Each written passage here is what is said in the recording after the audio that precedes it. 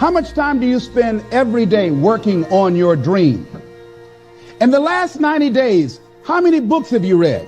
In the last year, what new skill or knowledge have you acquired?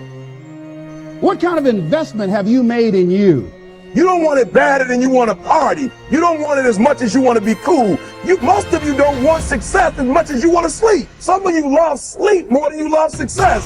And I'm here to tell you today, if you're going to be successful, you gotta be willing to give up sleep. There is no shortcut. There is no hack. There's no sweatless solution. You're gonna have to work. There is always weakness to work on. Always. A lot of them.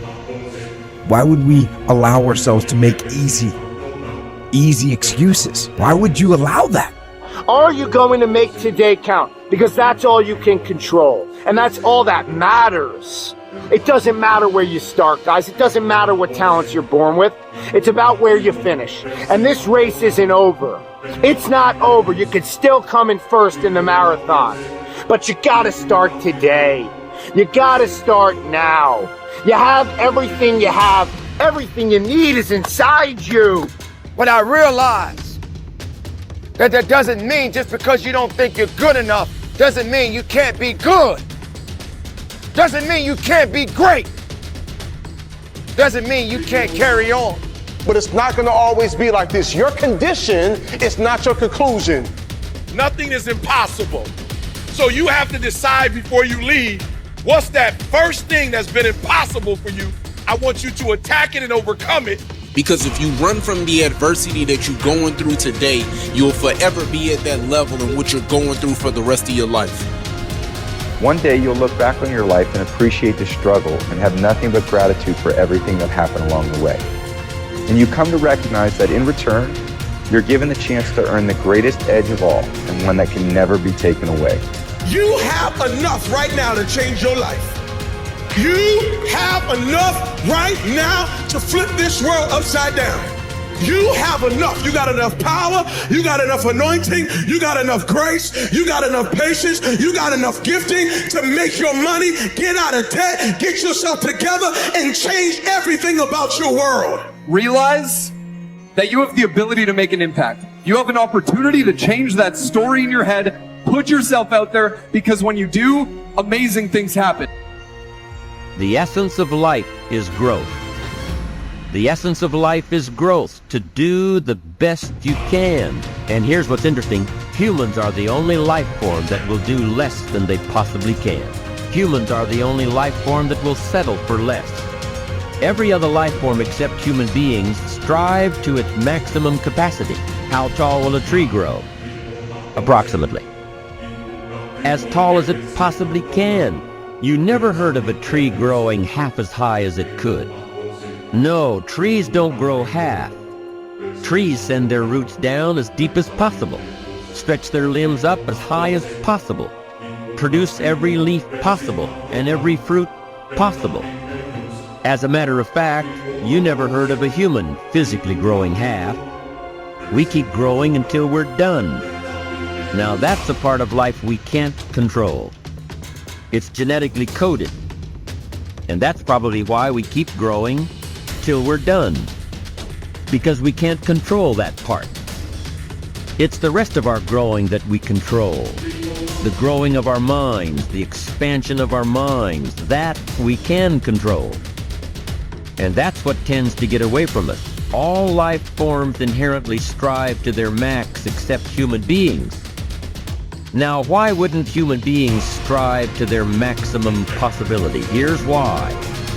Because we've been given the dignity of choice. It makes us different than alligators and trees and birds.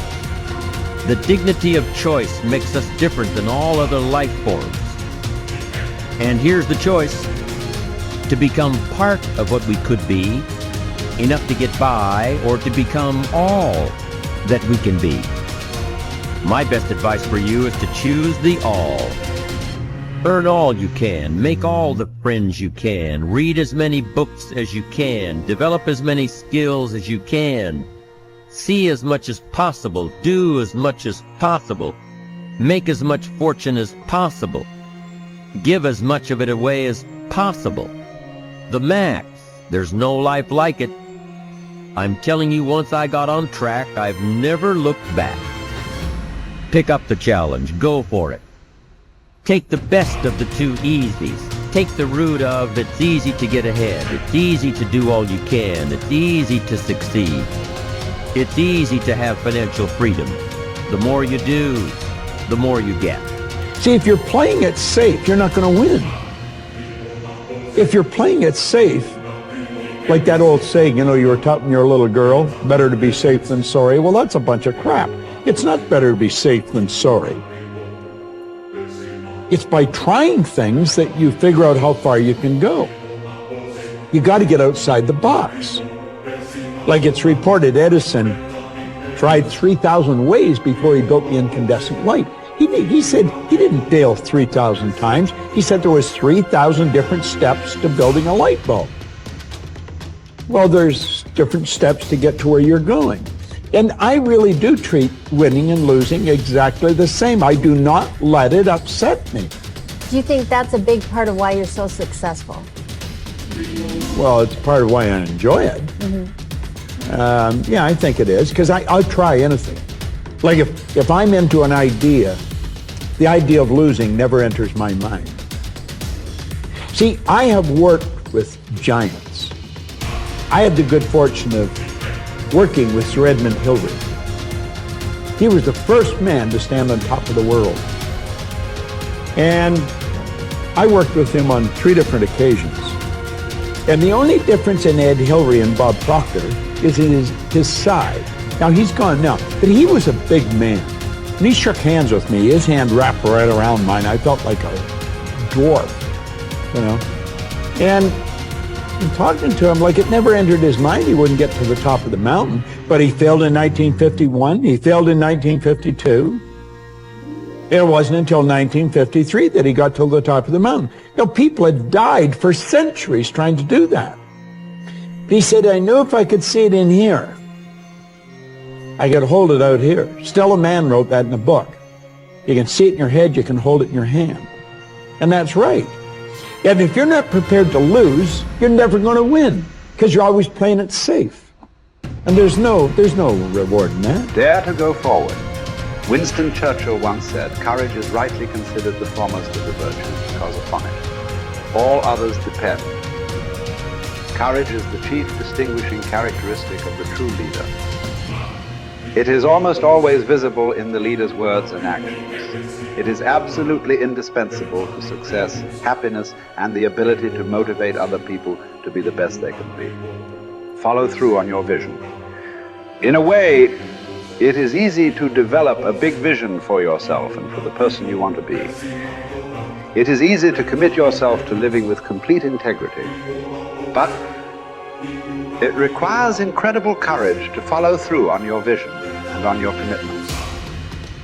You see, as soon as you set a high goal or standard for yourself, you will run into all kinds of difficulties and setbacks. Refuse to compromise. You will be surrounded by temptations to compromise your values and your vision. You will feel an almost irresistible urge to get along by going along. Your desire to earn the respect and cooperation of others can easily lead to the abandonment of your principles. And here is where courage comes in. Stick to your principles. Courage combined with integrity is the foundation of character.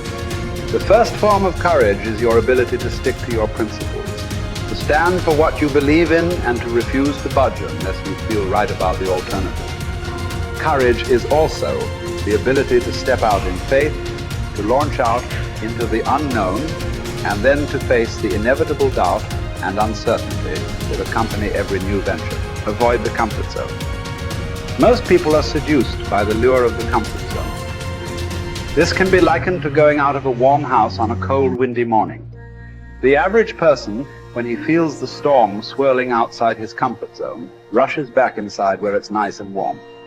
But not the true leader. The true leader has the courage to step away from the familiar and comfortable and to face the unknown with no guarantees of success. It is this ability to boldly go where no man has gone before that distinguishes you as a leader from the average person. This is the example that you must set if you are to rise above the average.